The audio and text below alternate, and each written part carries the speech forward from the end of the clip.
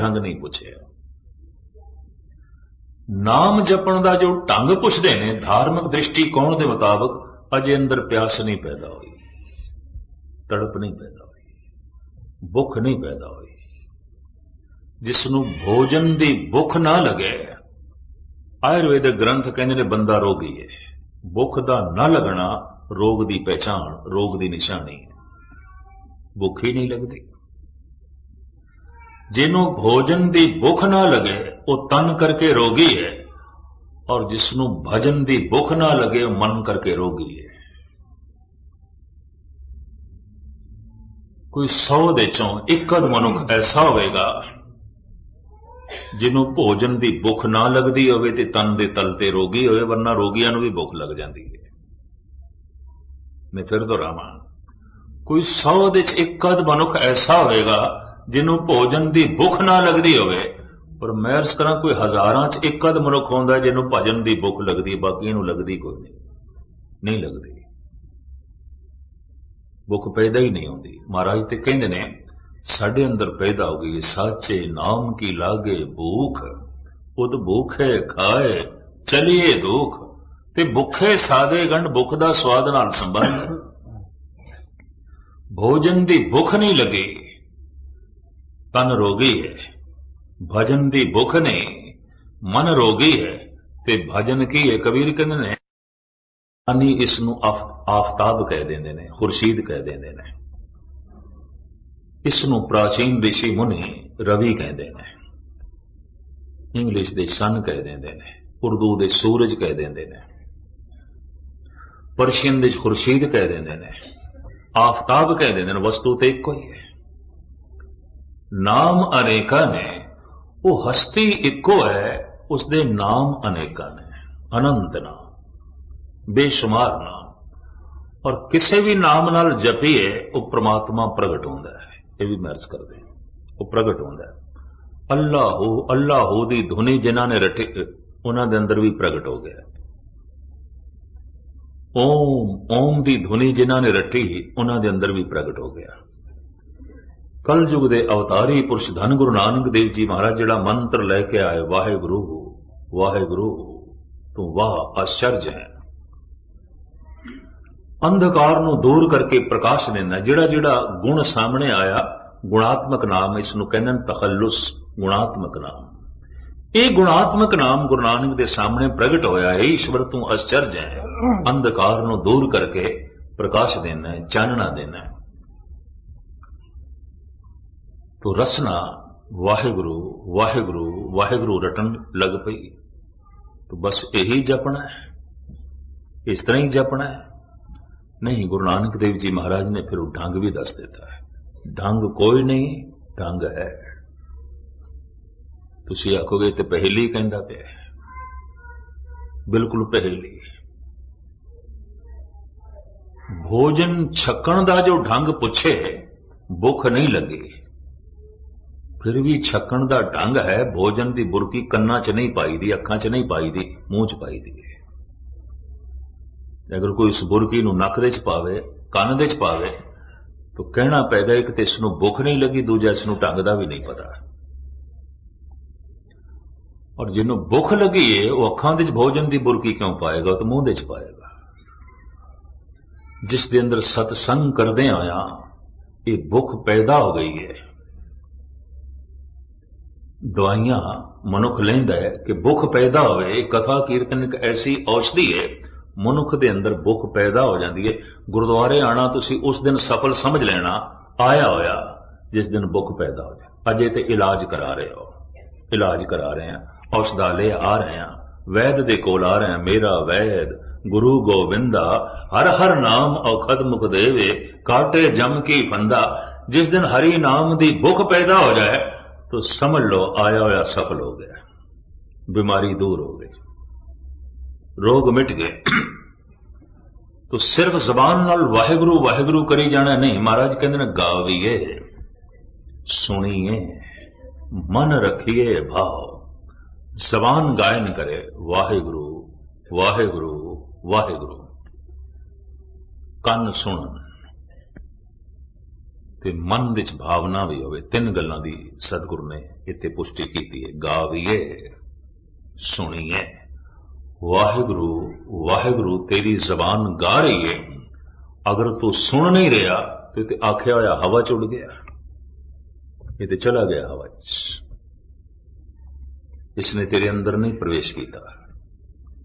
ਭੋਜਨ ਦੀ ਬੁਰਕੀ ਮੂੰਹ ਦੇ ਰਾਹੀਂ ਅੰਦਰ ਜਾਏਗੀ, ਉਹ ਪਚ ਕੇ ਮਿੰਜ ਬਣੇਗੀ, ਮਾਸ ਬਣੇਗੀ, ਹੋਣ ਬਣੇਗੀ, ਇੰਦਰੀਆਂ ਦੀ ਸ਼ਕਤੀ ਬਣੇਗੀ।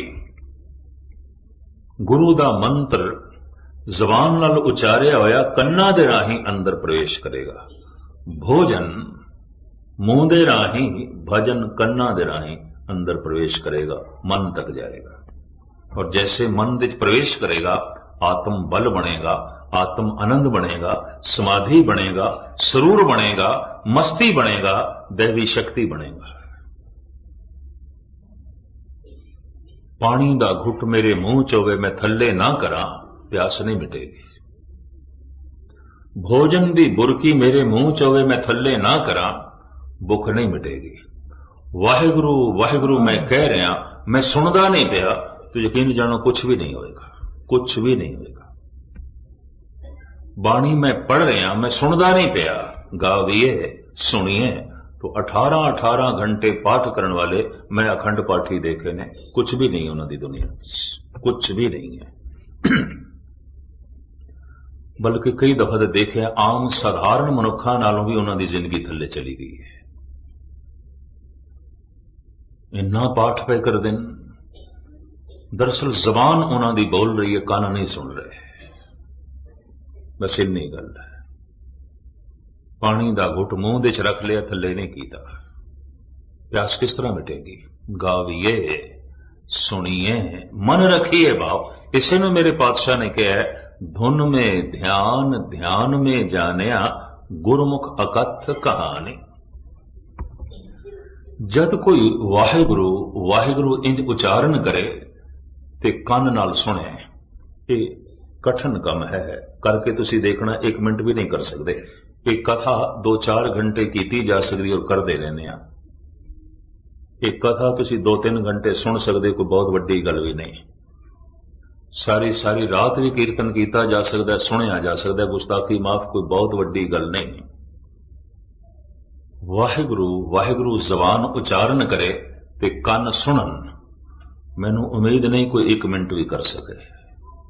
अगर थोड़े विचों कोई 1 मिनट कर सकता है, वो अज दे युग दा प्रहलाद है, वो भगत ध्रुव है, वो भाई गुरदास है, वो भाई मनी सिंह है, वो बाबा बुड्ढा है, वो बाबा दीप सिंह है, वो अज दे युग दा। 1 मिनट में ज्यादा कह रहे हैं। कलगीधर पिता जी कहते हैं, एक चित जाए एक छिन दे आयो, काल फास के बीच ना आयो। 50 साल का किसी कमरे दे अंधेरा होए, तो उस 50 साल के अंधकार नूं क्या कड्ढण लगे 50 साल लगते नहीं, 1 सेकंड लगता है। इधर दीवा जलाया, चानना हो गया, भावें 50 साल पुराना चानना, अंधेरा है। भावें अनंत जन्मां दे पाप ने, एक दफा सुरत शब्द नाल जुड़ी, सुरत ध्यान ते शब्द आवाज, वाहिगुरु वाहिगुरु ये शब्द, इनू जिहड़ा सुनना है, ये ध्यान जोड़ना है। बिना ध्यान तो मनुख नहीं सुन सकेगा। एक मनुख उच्ची उच्ची बोल रहा, दूजा सुन रहा है, तो सुनने वाला अचनचेत कह देता है, मित्रा ये गल फिर आख मैं नहीं सुनी, तू क्यों नहीं सुनी? कहता मेरा ध्यान किसी और पासे चला गया। ये मतलब ध्यान तो बिना मनुख नहीं सुन सकता। तो हुण मैं अर्ज करा, तुन में ध्यान, ध्यान में जाने।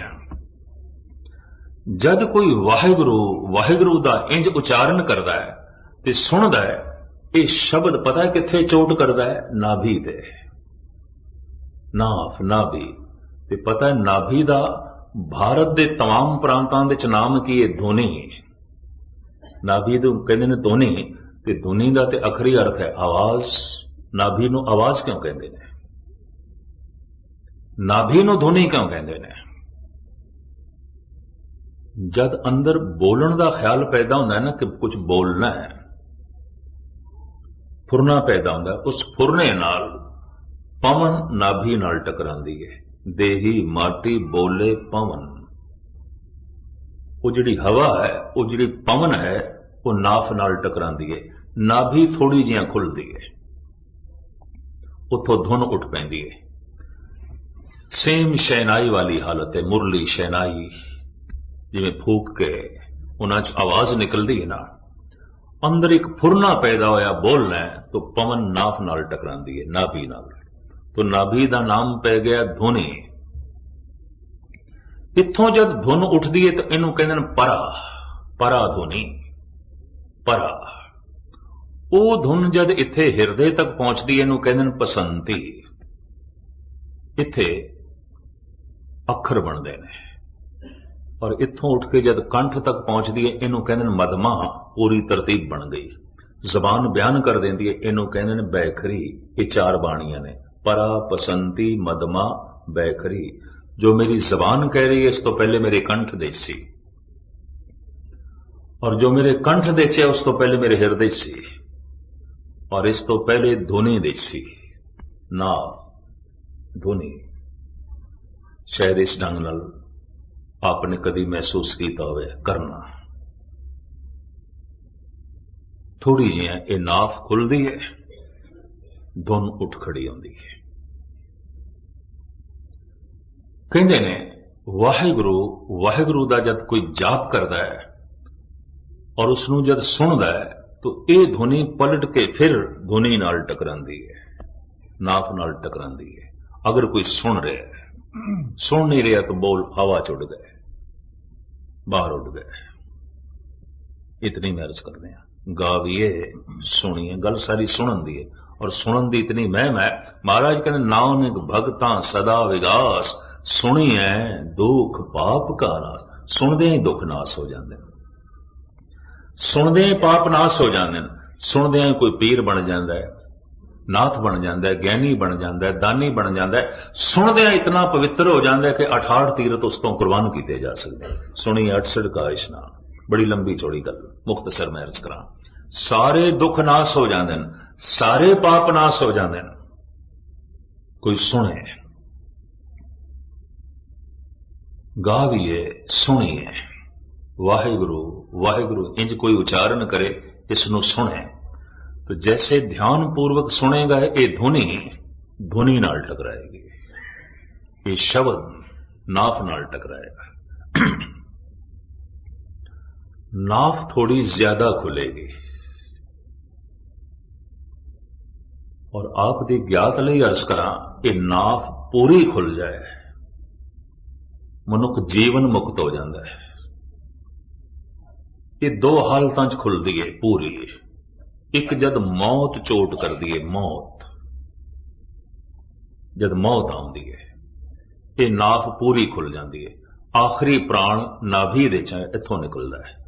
इसनूं पातशाह दी बाणी कहती है, आज काल खुलै तेरी गांठड़ी। अज कल दी तेरी गंढ खुलण वाली है, ये नाफ खुलण वाली है, ये चो आखिरी प्राण निकल जाएगा। और जब आखिरी प्राण निकलता है, ये गंढ खुलती है, तो जिहड़ी हालत बनती है वो मेरे पातशाह ने बयान की हुई है। हथ मरोड़े तन कपे स्याऊ होवा सेत। इन मुठियां बंद होणगियां, दंदियां वजणगियां, कंबनी छिड़ेगी। अगर ऐसा है कोई रोगी तो समझ लो आखिरी प्राण निकल रहे, गंढ खुल रही। ये पहचान है आयुर्वेदिक ढंग दे नाल। हथ मरोड़े, धन गुरु अर्जन देव जी महाराज उसे दे जिक्र करते हैं। हथ मरोड़े तन कपे, जोर दियां मुठियां बंद होणगियां, दंद भी बंद होणगे ते वजणगे, ते शरीर सारे दे कंबनी छिड़ेगी। जद मौत चोट कर दी है, और जद गुरु दा मंत्र चोट करे ते ये नाफ खुले, तो मैं फिर अर्ज करा उदों भी यही हालत होंदी है। मुठियां बंद होंदियां, कंबड़ी छिड़ जाती है, दंदियां वज सकदियां। ये हालत जद गुरु नानक दी होई, माता तृप्ता वैद नूं बुला लेनी सन। ये की हो गया मेरे पुत्र नूं? कंबड़ी छिड़ी हुई है, दंदियां वज रही, मुठियां इतनियां जोर दियां बंद ने।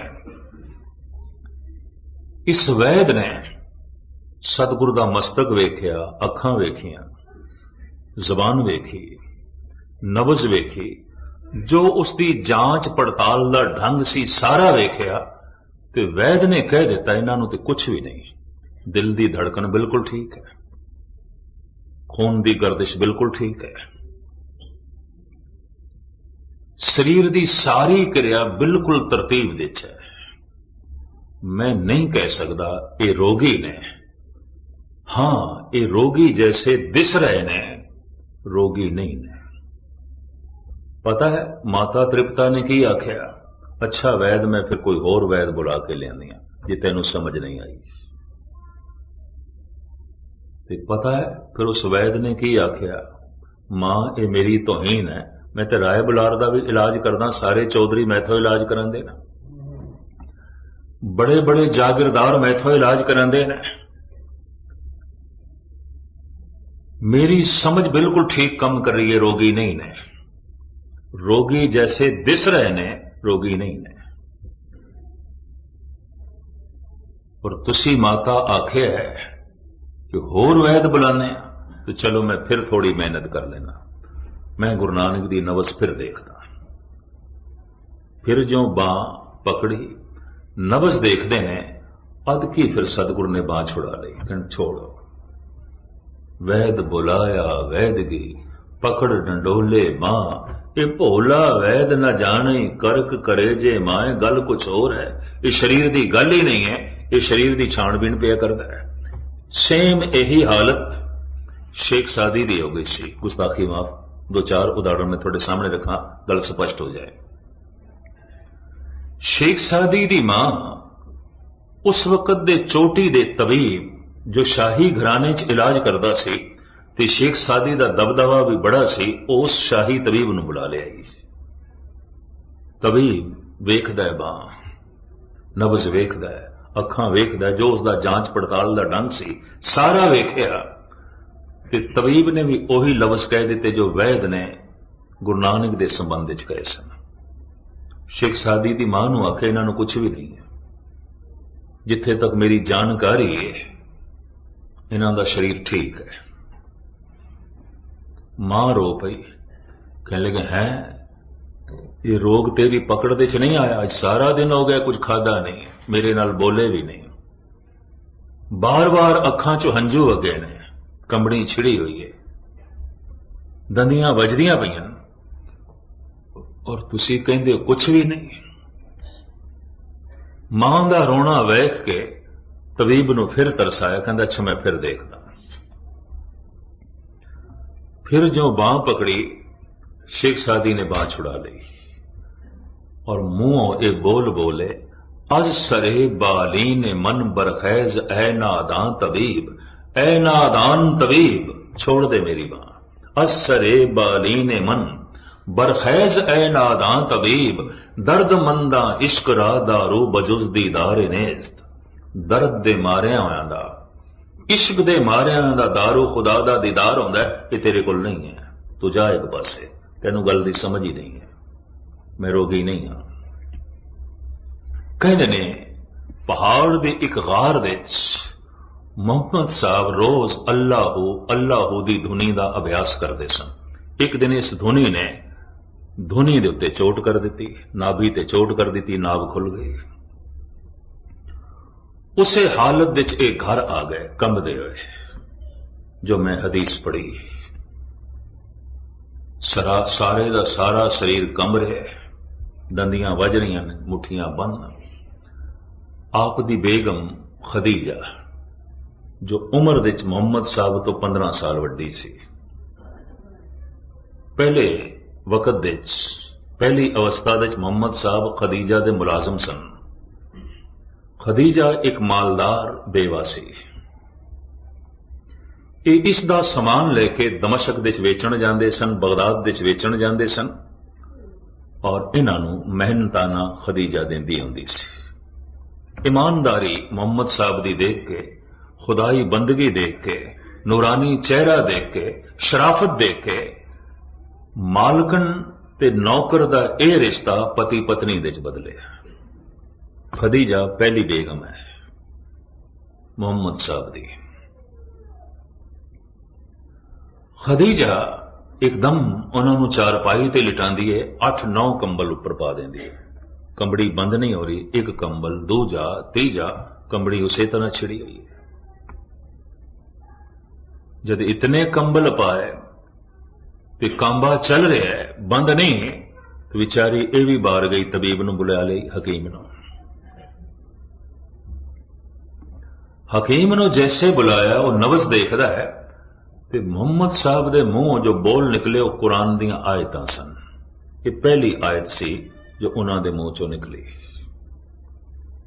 ਖਦੀਜਾ ਸੁਣ ਕੇ ਕਹਿਣ ਲੱਗੀ, ਇਹ ਬੋਲ ਤੁਹਾਡੇ ਨਹੀਂ, ਇਹ ਖੁਦਾ ਦੇ ਨੇ, ਤੁਸੀਂ ਤੇ ਅਨਪੜ੍ਹ ਹੋ। ਇੰਨੇ ਤਰਤੀਬ ਦੇ ਵਿੱਚ ਔਰ ਇਤਨੇ ਗਿਆਨ ਭਰੇ, ਇਹ ਬੋਲ ਮੁਹੰਮਦ ਤੁਹਾਡੇ ਨਹੀਂ ਹੋ ਸਕਦੇ, ਇਹ ਤੁਸੀਂ ਨਹੀਂ ਬੋਲ ਰਹੇ। ਤੇ ਮੁਹੰਮਦ ਸਾਹਿਬ ਨੇ ਵੀ ਕਹਿ ਦਿੱਤਾ, ਖਦੀਜਾ ਅੱਜ ਤੋਂ ਮੈਂ ਬੋਲਣਾ ਬੰਦ ਹੀ ਕਰ ਦਿੱਤਾ ਹੈ, ਚੁੱਪ ਕਰ ਗਿਆ, ਹੁਣ ਤੇ ਖੁਦਾ ਬੋਲਦਾ, ਮੈਂ ਨਹੀਂ ਬੋਲਦਾ। ਧੰਨ ਗੁਰੂ ਨਾਨਕ ਦੇਵ ਜੀ ਮਹਾਰਾਜ ਕਹਿੰਦੇ ਨੇ, હું ਆਪੋ ਬੋਲ ਨਾ ਜਾਣਦਾ, ਮੈਨੂੰ ਬੋਲਣਾ ਆਉਂਦਾ ਹੀ ਨਹੀਂ, ਮੈਂ ਨਹੀਂ ਬੋਲਦਾ। ਜੋ ਖਸਮ ਬੋਲਦਾ ਸੋ ਬੋਲਦਾ ਹੈ। હું ਆਪੋ ਬੋਲ ਨਾ ਜਾਣਦਾ, ਉਹ ਕਿਹਾ ਸਭ ਹੁਕਮਾਓ ਜਿਓ। जैसे में आवे खसम की बाणी, तैसड़ा करी ज्ञान वे ला लो। एकाग्रता बख्शनी। वाहिगुरु वाहिगुरु अगर कोई ऐसा उच्चारण करे, कम से कम कल तो 5 मिनट ते जरूर करना। जे कल 5 मिनट सवेरे करोगे तो समझ लेना तुसी कथा सुनी है, नहीं तो नहीं सुनी, मनोरंजन एवं गए गुरुद्वारे, फिर कुछ नहीं सुनिया। ये 5 मिनट करना, बाकी गुरु जितना करा लेगा वो थोड़े को वो अलग कर। पर 5 मिनट का तुसी प्रण करके बैठो। जपो ता एको नामा, अवर निराफल कामा। जे धरती विच बीज ना पाइए तो हल चलाया व्यर्थ चला जाता है, पानी दिता व्यर्थ चला जाता है, खाद पाई व्यर्थ चली जाती है। जे वाहिगुरु मंत्र का जप ना करिए तो सारे कर्म इस तरह ने जिवें बीज बोए तो बिना हल चलाना ते बाकी सारी मेहनत करनी व्यर्थ चली जाती है। जप ते लाजमी है। जप ही सेवा नूं महान बना देंदा है, जप दान नूं महान बना देंदा है, जप ज्ञान नूं पवित्र कर देंदा है। जप नूं एक पासे कर दिओ तो सारे कर्म इंज हो जाते हैं जिवें लाड़े तो बिना बरात किवें ने रखदी। वो सारे कर्म किवें ने रखदे ने, कुछ भी नहीं। जपो ता एको नामा, अवर निराफल कामा। गुरु नानक दी पहली बाणी जप है। धन गुरु गोबिंद सिंह जी महाराज दी पहली बाणी जाप है। गुरु ग्रंथ साहब दी पहली बाणी जप है। दसम ग्रंथ दी पहली बाणी जाप है। मूल उपदेश जपदा है, जापदा है। जैसे कोई वाहिगुरु वाहिगुरु 5 मिनट इस सवेरे कल तो करना। वाहिगुरु वाहिगुरु रसना उच्चारण करे ते कान सुनन, ये ठीक है। बड़ी औखी घाटी तो लंघोगे, 1 सेकंड ਲਈ भी सुन नहीं सकोगे। जुबान बोलती रहेगी, पता नहीं मन किथे गया, ध्यान किथे गया। औखा है काम। और हंकार की गल नहीं, मैनू 35-37 साल हो गए कथा करदे हां। 4 घंटे कथा करने अज भी मैं सौखी समझदा, 1 मिनटे जप करना अज भी मेरे लिए औखा है, अज भी औखा। हुण जो घंटा घंटा बंदा वाहिगुरू वाहिगुरू कर लो, गल हो है। और जिस ढंग नाल मेरे पातशाह ने कहा, गावीए सुनिए, धुन में ध्यान ध्यान में जानिया, गुरमुख अकथ कहानी। या बहुत सारी शक्ति बोलण दे च लग जाती है, उस सर्फ करनी औखी हो जाती है। ये अकाल पुरख जाने। थोड़े विच अगर कोई ऐसा कर सकता है, पूजन योग है, मनुख महान है। ये करना अमृत वेले ही होंदा है। हर अमृत वेले वत्ते का बीजिया, भगत खाए करच रहे, निखुटे नाई। इसनों ईरान दा सूफी फकीर शेख सादी कहंदा है, दुआ कुन बशब चों गदाया सोज, अगर में कुनी बादशाही बरोज। ऐ बंदे, जे तू दिन दे समय मनुखां दे बादशाहां दी तरह जीवना चाहना है, तां रात दे चौथे पैर खुदा दे अगों मंगता बन जाया कर, भिखारी बन जाया कर। और ये फकीर दावे नाल कहंदा, जो रात दे चौथे पैर खुदा दे अगों मंगते नहीं बनते, ये दावे नाल कहंदा दिन नूं बादशाहां दी तरह जी भी नहीं सकणगे, मुर्दियां दी तरह जीवणगे। शेख सादी दुआ कुन बशब चों गदाया सोज, अगर मैं को नहीं बादशाही बरोस पातशाह दी बाणी हर अमृत वेले वत्ते का बीजया भगत खाए खर्च रहे निखुटे नाई रसना वाहेगुरु वाहेगुरु इंज जपे ते कन सुनन। अगर ऐसा है तो ये वाहेगुरु दी धुनी धुनी ते चोट करेगी, नाभि ते चोट करेगी। एक मौत दे समय जद एक गंढ खुलदी है तो शरीर का अंत हो जाता है, शरीर नूं जलाना पैंदा या दफन करना पैंदा।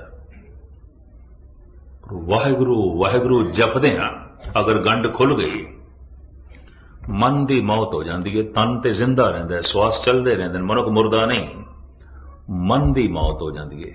ते मन दे मरण नाल पता की हो जाता है, पातशाह दी बाणी कहंदी मन मरे धात मर जाए बिन मन मुए कैसे हर पाए। मन मर जाता है, मन दे मरदियां तृष्णा मर जाती है, मन दे मरदियां ही लोभ मर जाता है। लोभ नूं मारन की कोशिश ना करो, ना कोई मार सकेगा। मन दे मरदियां ही लोभ मर जाता है, मन दे मरदियां ही वासना मर जाती है, मन दे मरदियां हंकार मर जाता है। जो हंकार नूं मारन वास्ते जांदे ने खुद मर जाते हैं, नहीं हंकार नूं मार सकते, पर जो मन नूं मार लैंदे ने हंकार मर जाता है। जो मन नूं मार लैंदे ने तृष्णा मर जाती है। पातशाह दी बाणी धन गुरु नानक देव जी महाराज दे बोल मन मरे धात मर जाए बिन मन मुए कैसे हर पाए। बिना मन दी मौत तो परमात्मा दी प्राप्ति किथे। तन दी मौत हो गई है, मन जिंदा है, अगला जन्म बीज ते मौजूद है, फिर जमेगा। ये अधूरा मरे है, पूरा नहीं है, पूरा नहीं होया। गल वखरी एक तिफल तसल्ली देने वास्ते सारे घर नूं इंज कहना पैंदा फलाना पूरा हो गया, पूरा हो गया। पूरा तो तां हुंदा जो मन दी मौत हो जाती। मन पहले भगवान दे घाट पहुंचे ते तन बाद दे शमशान घाट पहुंचे। हुंदा की है, तन शमशान घाट पहुंच जाता है, मन भगवान दे घाट पहुंचिया नहीं होंदा, भटकदा है। जम जम मरे मरे फिर जमे बहुत सजाए पया दे सलमे। वाहेगुरु वाहेगुरु दी ए धुनी जद धुनी नाल टकरांदी है नाभि नाल, ते नाभ अगर पूरी खुल जाए तो मन दी मौत हो जाती है। मौत दी चोट नाल जद नाभ खुलदी है तन दी मौत हो जाती है। शब्द दी चोट नाल गुरमंत्र दी चोट नाल जद ए नाभ खुलदी है, धुनी खुलदी है, तो मन दी मौत हो जाती है। और जो वाहेगुरु वाहेगुरु है वह प्राणा च चल पैंदा है। एक शब्द मेरे प्राण बसत है बहुड़ जन्म ना आवा।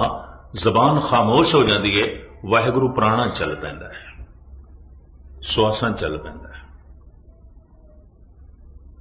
इसे का जिक्र गुरु अर्जन देव जी महाराज पे करते हैं। एक शब्द मेरे प्राण बसत हैं, जिवें प्राण अपने आप पे चलते ने, श्वास अपने आप पे चलते ने, हुण वाहेगुरु अपने आप पे चलता, जबान खामोश हो गई। इसे नूं कलगीधर पिता ने कहा है कि मेरा सिख इतना उच्चा हो जाए कि जाप सो अजप्पा जापे। अजप्पा जाप की है, जबान ते खामोश है, जप चल रहे, मंत्र चल रहे।